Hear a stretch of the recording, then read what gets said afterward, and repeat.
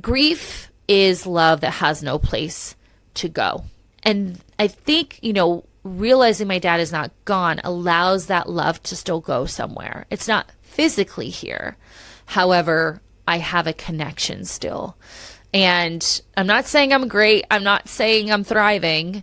I'm saying I'm doing better than I was. And that is something to celebrate. Welcome to the Mindset Mirror Connection podcast, the podcast where we debunk the eat less, move more, shrink more mentality and focus on what really matters, which includes your relationship with your body, food, self-worth, and the behaviors that align with all of those. I'm your host, Christina Hathaway, licensed therapist with specialized training in food and body obsession, certified personal trainer and nutrition coach. At the Mindset Mirror Connection podcast, we believe what you say in your mind, you see in the mirror. So let's have a conversation about that. Before we get into today's episode, I want to make sure you subscribe to this YouTube channel. Also, if you don't want to miss any content that's being dropped, make sure you hit that notification bell as well. I also want to know who are the people you want to hear from on this show and what topics would you like me to continue to cover.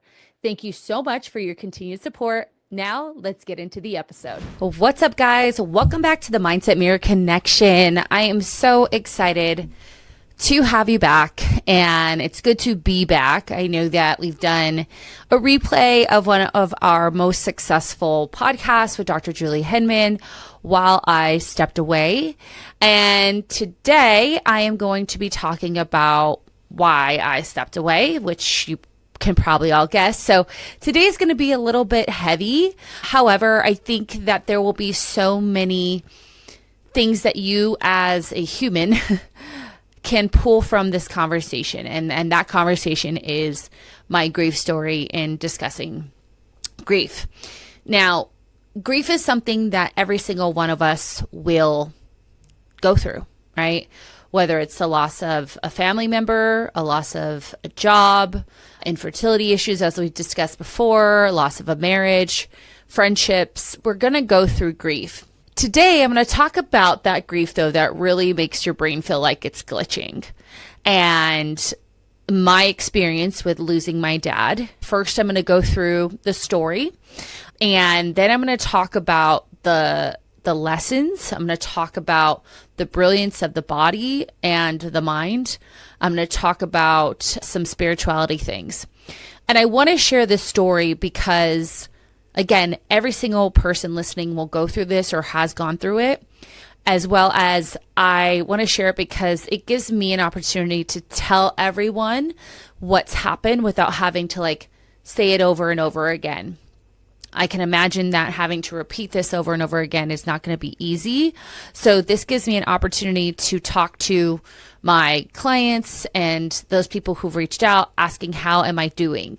So this is my opportunity to kind of tell you guys how I'm doing as well. So selfishly, it helps me to say it all at once. And so grab your tissues if you need. But again, there's going to be so much from this that you will learn and that pertains to this podcast. So if you're new to this podcast, please stay. This is a perfect opportunity to get to know me and kind of how I help people conceptualize the things that are happening in their lives and how it affects them psychologically and physiologically, because we don't realize that all things that happen to us affect our entire bodies, not just our minds, not just our physical selves, but in society, we think that they're disconnected in some way. So I'll just get into the grief story because last time you spoke with me, I was talking about how I was taking care of myself while my dad was still in the hospital. So the Thursday after I recorded that conversation, my dad was released into hospice care. That was a decision that was made by his oncologist and our family because, as I had mentioned, the prognosis was not looking good. He would just be in what we called the figure eight, where he'd get well enough to go home, something would happen, or he'd go through treatment. That treatment would wipe him out, that then he'd be back in the hospital. And ultimately, he decided that's not what he wanted. And as a family, we made that decision and hospice came in.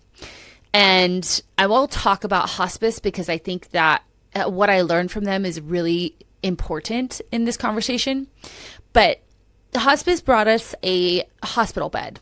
And if you guys remember, I purchased a Sleep Number bed for my dad, like the one from Amazon. And that bed is 2 twin beds that, they recline and they do all of these things. So the hospice nurse comes, she's having a conversation. My dad is speaking to her. His vitals look okay. I mean, he's obviously nearing the end of his life, but he's eating, he is conversing. And so my sister and I come to my house and we stay here for the night. And I get a call from my mom. She said, your dad really wanted to sleep in his bed because, mind you, he's been sleeping in a hospital bed for 3 weeks. She told him that is fine as long as he doesn't get up. Well, unfortunately, he got up and he fell and he hit his head and he twisted his ankle to the point where my aunts, my uncles were at the house, but nobody could get him up. So they actually had to call the fire department. And that's where everything changed. He was barely conversing with us. He did eat, he did drink water, but the nurse came that day and said he had rapidly declined overnight because of this fall. His blood pressure was down, his oxygen levels were down, and that was Friday. So it becomes very clear that our timeline that we thought in our head is not what the truth is, what the reality is.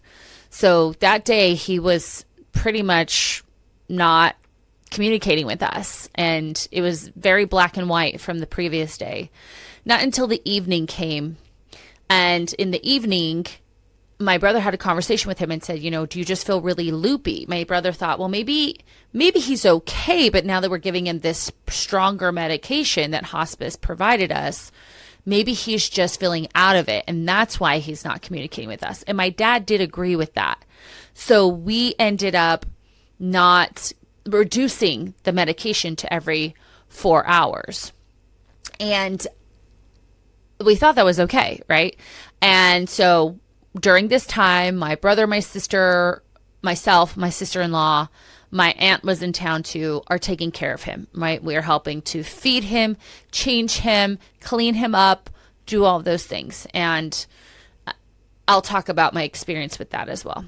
Saturday comes and he all of a sudden is back to his joking self. He literally, I walk into the room and he goes, "Hello, sweetie," and puts his lips out, puckers up for a kiss. And I'm like, this is so crazy. But again, I'm going to talk about the hospice part.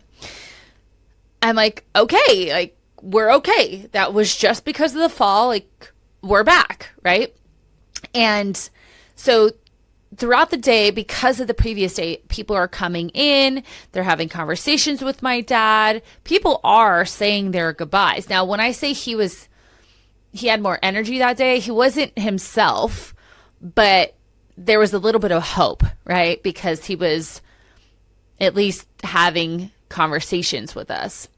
But then I think he realized what was happening, and he brought us all around his bed that day, and he just basically said, "I thought that I had more time. I didn't think that this was going to happen so soon."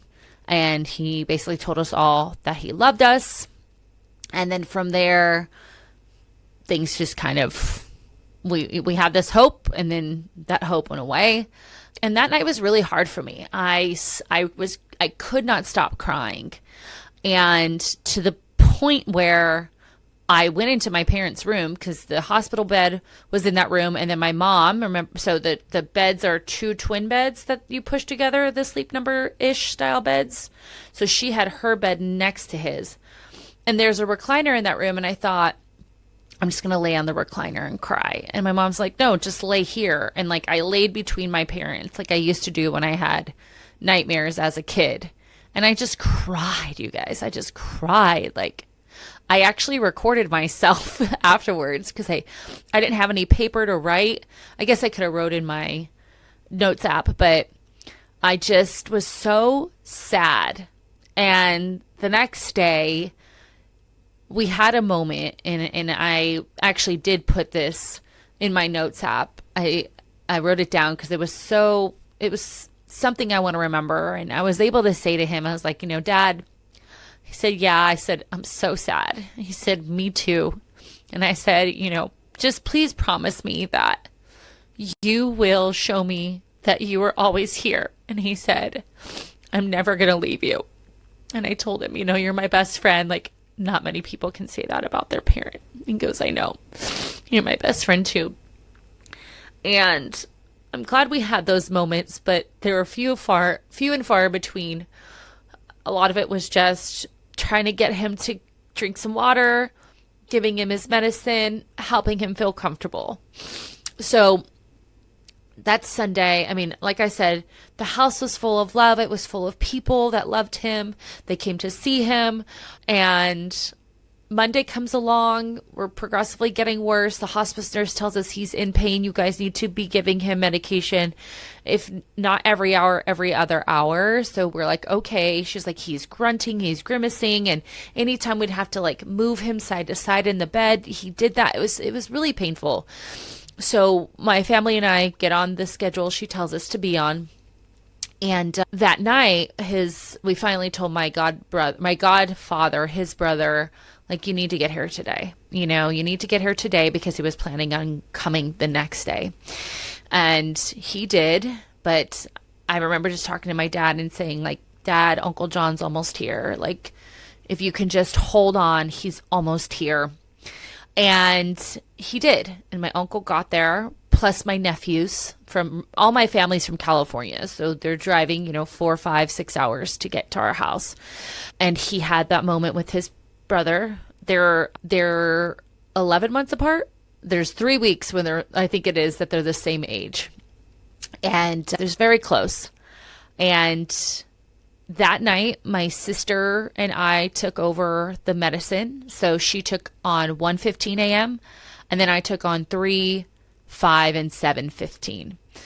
So I woke up and I'd walk in and say, hey, Daddy, it's time for your medicine. And I would put it in the little syringe, and then you put it in his mouth, and then I would just kind of shake his cheek. I'd give him a kiss. I'm like, okay, I'll be back in 2 hours. And then I did that at 5:15, and then 7:15 comes around. My alarm goes off, and I'm like, oh my God, I'm so tired, but get up. So I get up.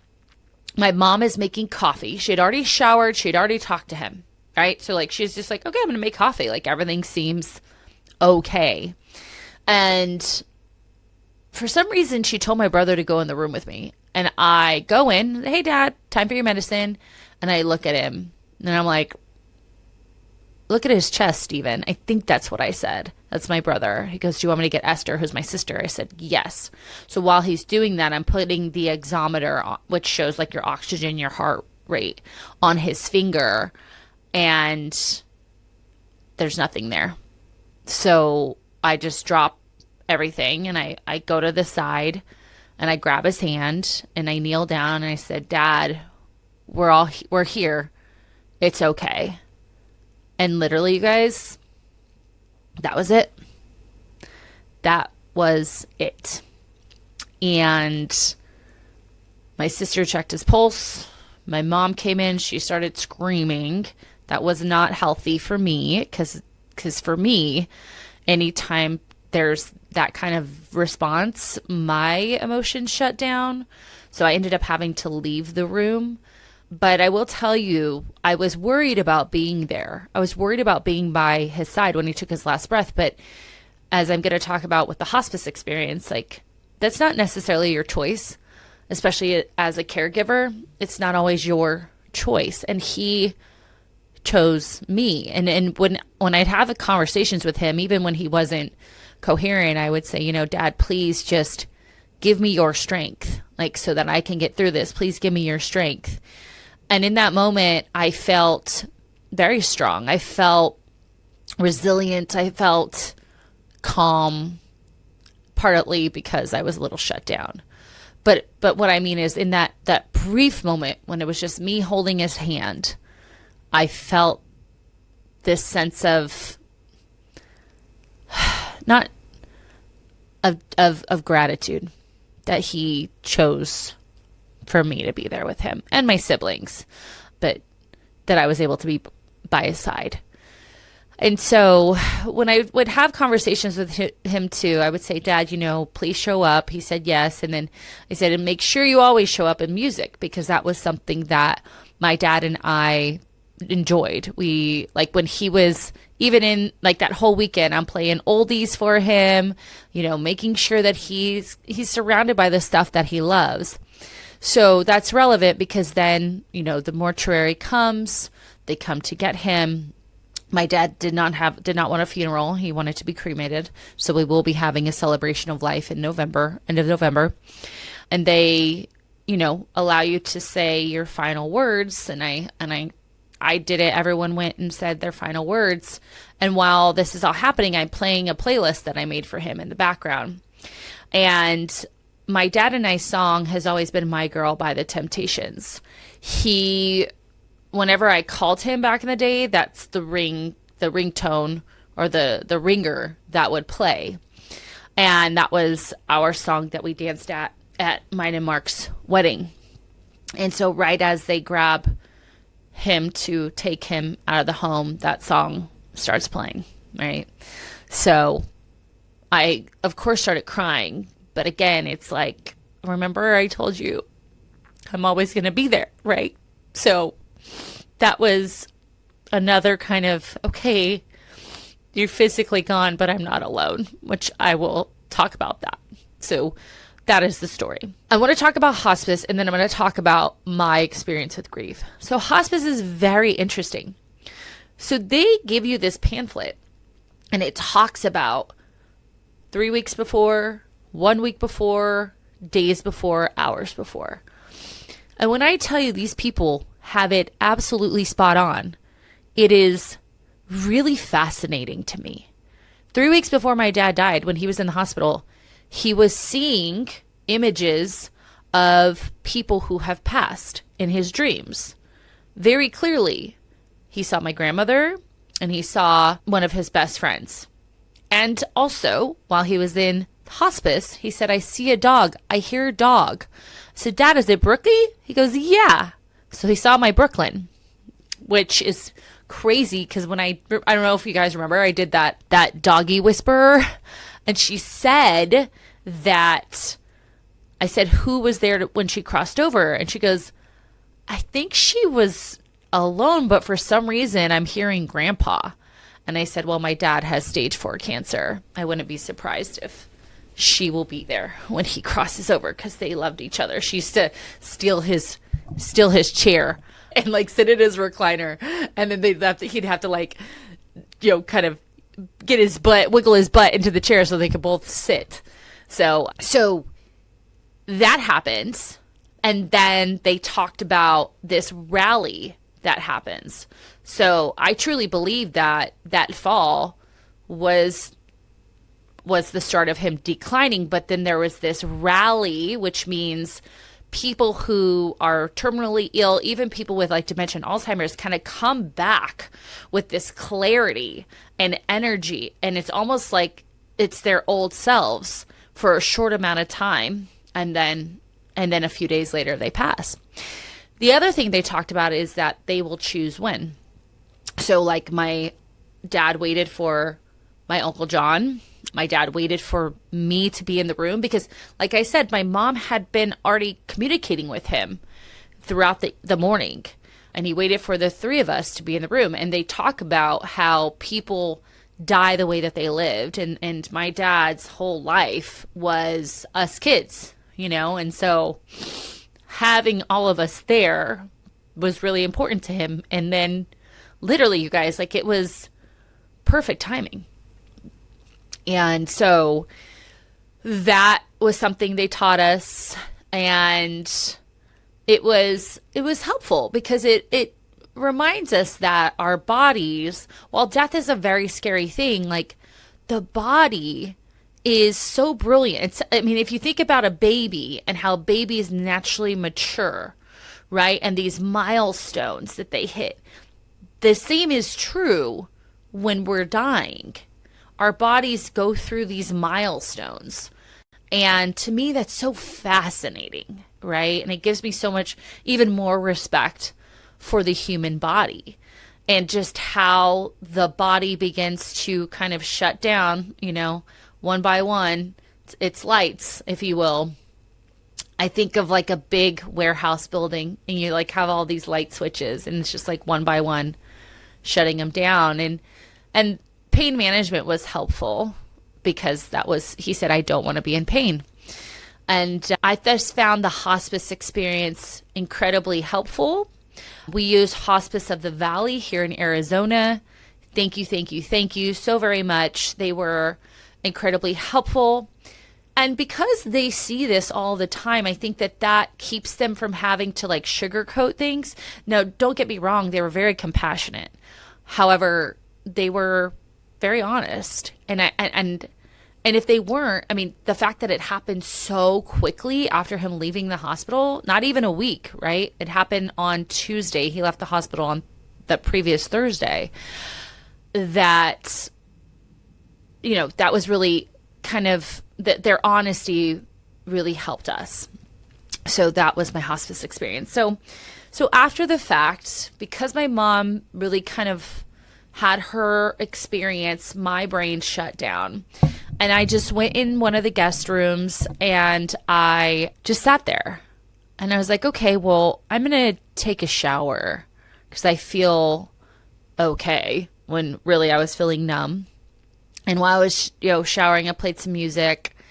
And through the music, I started to feel again. And I started to get sad. And then my godparents came back to the house. And then I saw them and I cried pretty badly. And then finally I come home after everything, trying to be there with my mom, and it was a lot. And for the first few days, I was really overwhelmed with emotion. I mean, my body hurt with sadness. And I was crying. And I told Mark, I go, how am I going to do this? Like, this feels impossible to move past. And what I've realized is, I lost my soul dog in December. And there was something I learned from that helped me for this. That for me, obviously feeling my emotions, very important. Not holding on to them, but also not pushing them away, which is something I say to clients all the time. Just allowing them to naturally come. And when they're gone, I would nap. But also with Brooklyn, I read a lot. If you guys recall, I read the book, The Secret Afterlife of Pets. And that was so incredibly helpful for me. So I remembered that when I was feeling this overwhelming sense of dread that I will never get out of this hole. When I stopped crying, I would read. I read the book Proof of Heaven in one day. I think it was the second or third day after my dad passed. I watched podcasts. And then my client Sabrina sent me a book about a week later that I'm currently reading, which is really helpful. But I would cry. And as a therapist, you learn about the grieving process.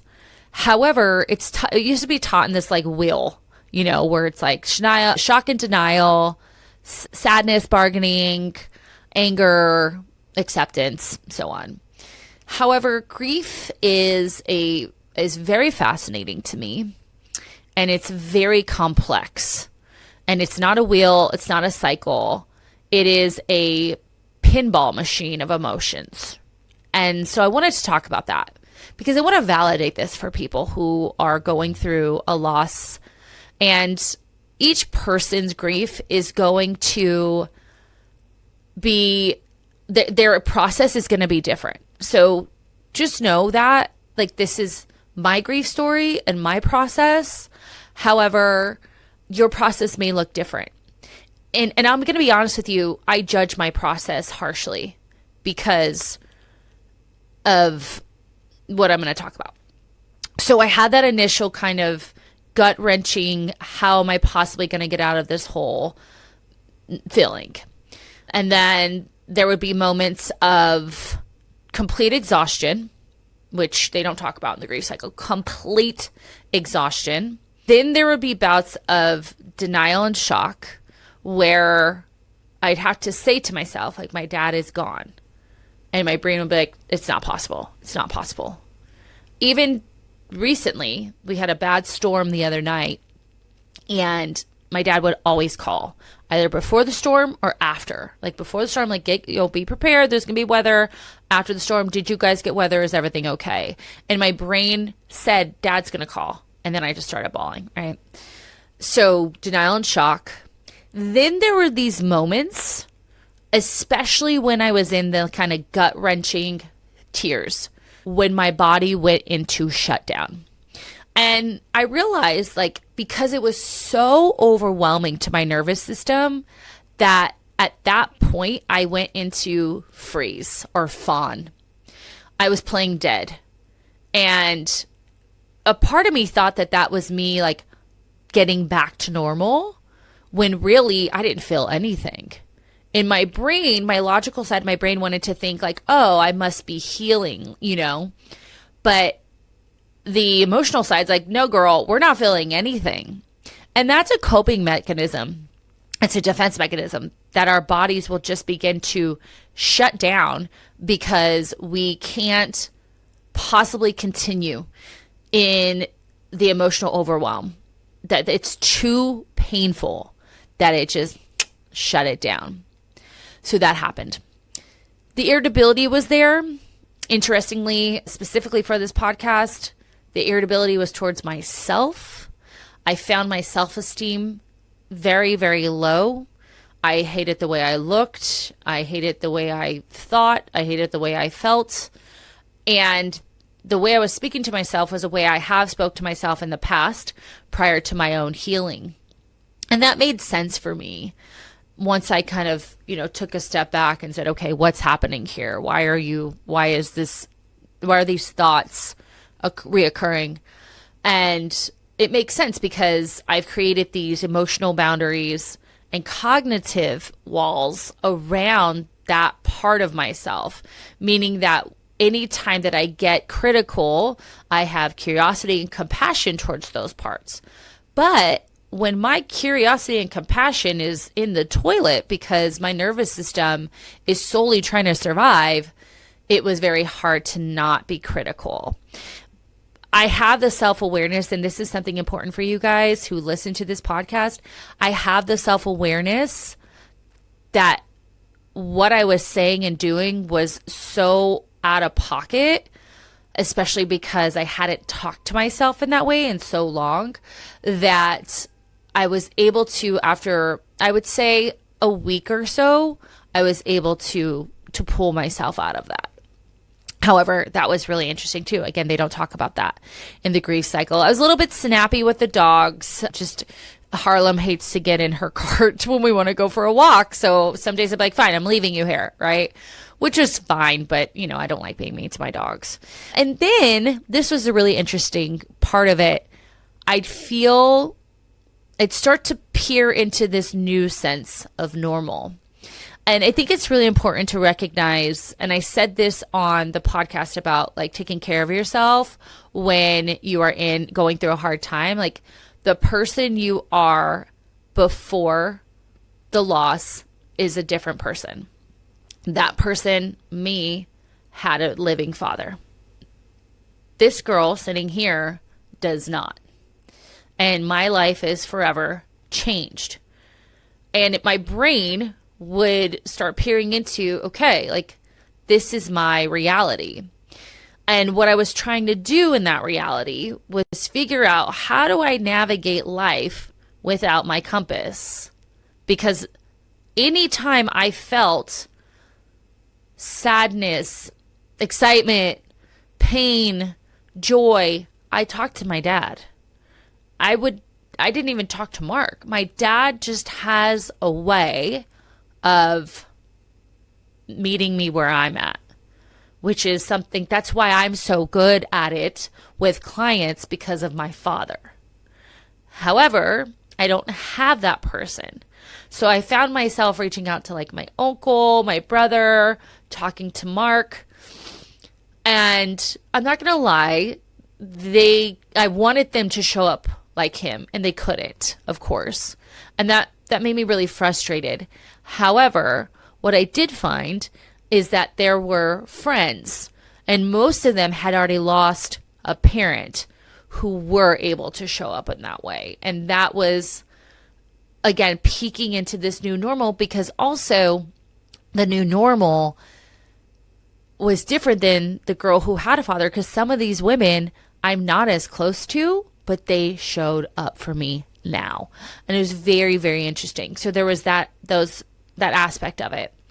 And I would say 3 weeks later, I am feeling okay. I feel like while the roller coaster was very unpredictable, the pattern of what I was going through, it was overwhelming. It was a lot. However, and my clients, a lot of you had the most beautiful things to say and offered so much wonderful advice. And one of you said, your father raised you. He raised you into the woman that we all know and love. And it got me thinking to the fact that, like, my dad was so resilient. He was so resilient. He was poor when he, grew up. He and his 9 siblings were separated into different homes to live because my grandmother couldn't afford to take care of them. He worked his way up in Bank of America from the mailroom to working, as a teller. Then went into this blind entrepreneur program that I've always known him to be in because he's been visually impaired his whole life. He lost his vision completely, but actually excelled in all the other areas of his life. And he was my hero, right? He is my role model. And he's very resilient. And I truly believe that's why I'm so resilient. And I feel very resilient now.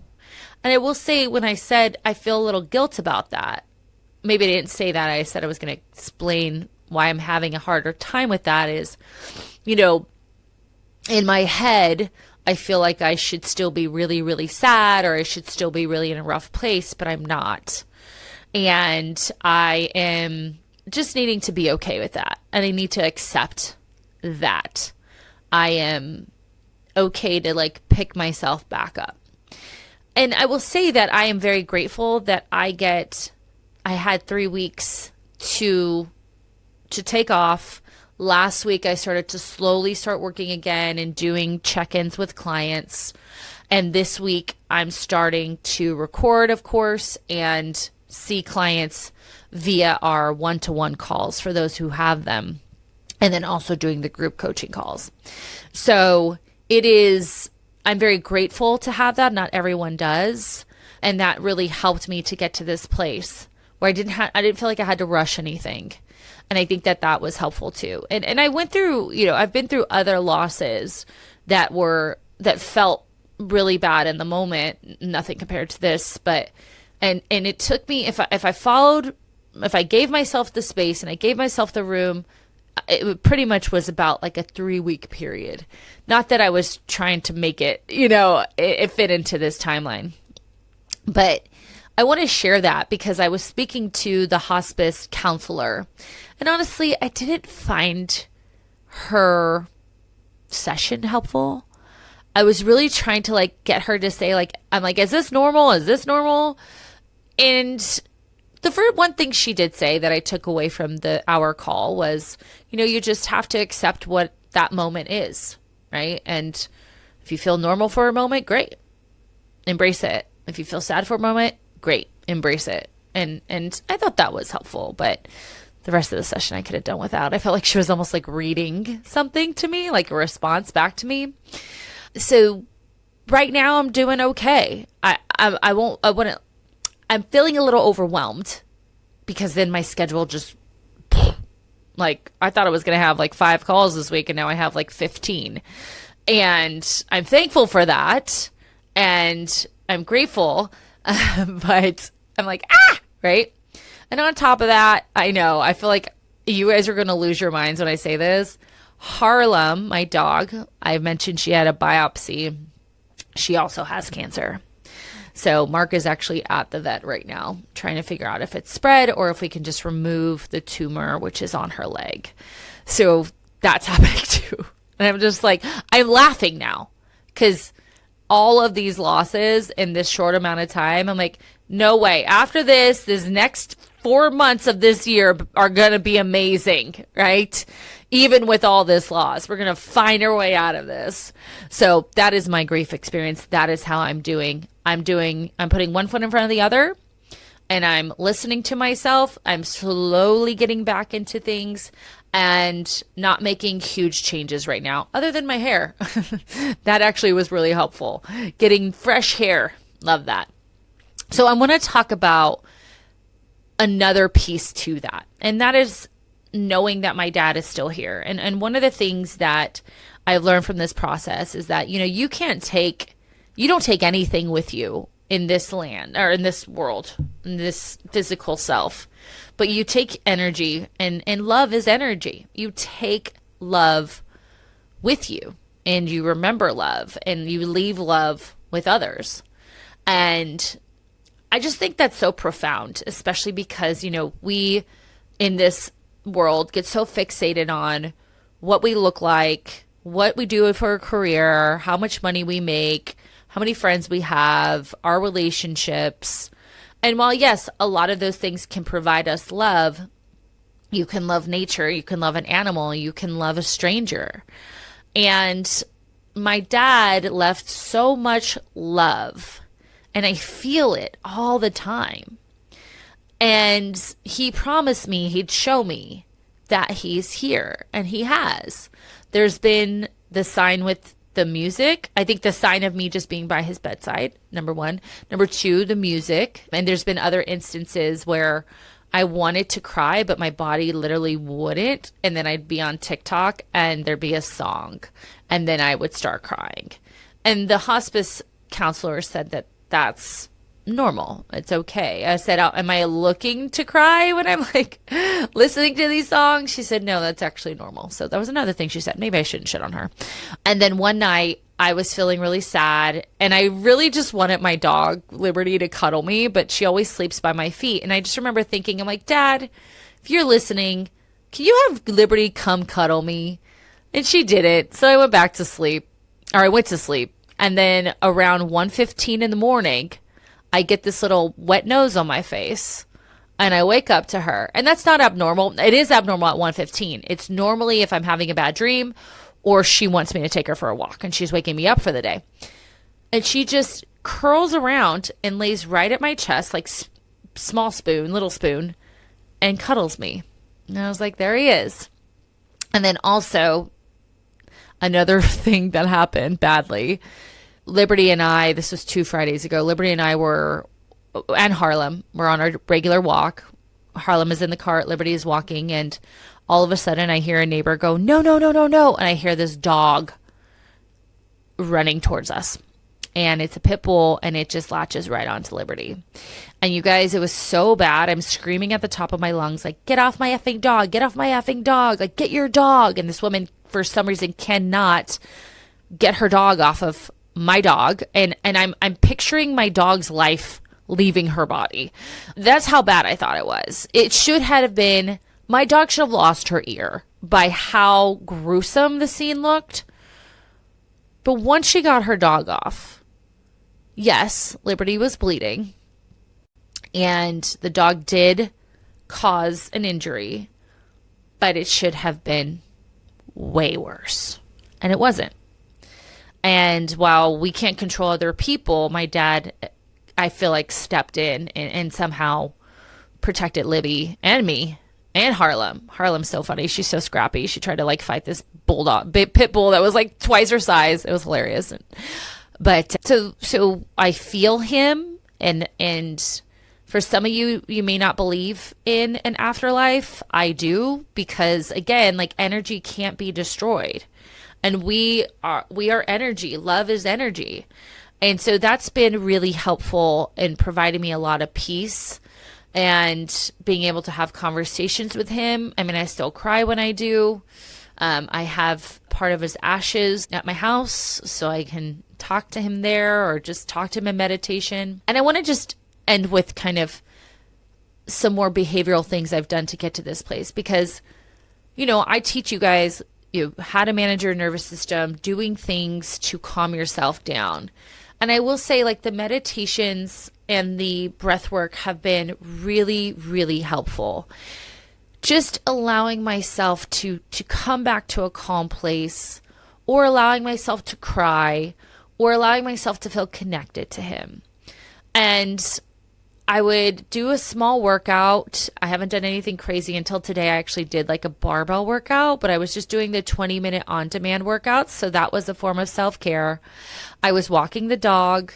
And then at the end of the workout, I would just lay there, and I found this YouTube meditation on just connecting with a loved one. And I don't care how that sounds, because it was helpful for me.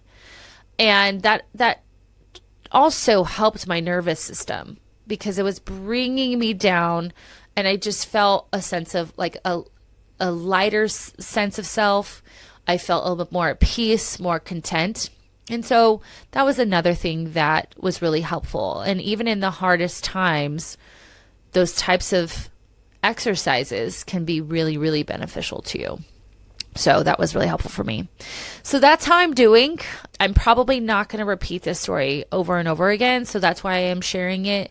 So I'll be sending this to my clients. So if they want to listen to it and know kind of what happened, how I'm doing, this is how I'm doing. For those of you who are not clients and listening and a part of our community, just want to let you know too, because I know you guys follow me on social media, and just learn, like, grief is love that has no place to go, right?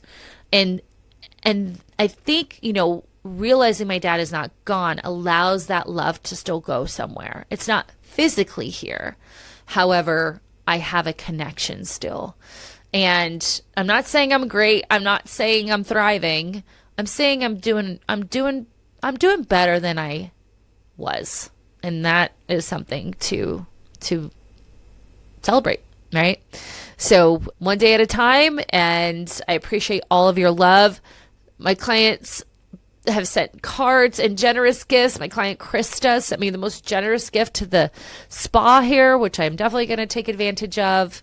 And I love you guys. Thank you. Some of you, your words were so beautiful, and they really did help through this process. So thank you guys so much. Let's get back to business. We've got some amazing episodes coming up, and I'm just honestly so excited, because this has just taught me so much about life. And I literally YOLO.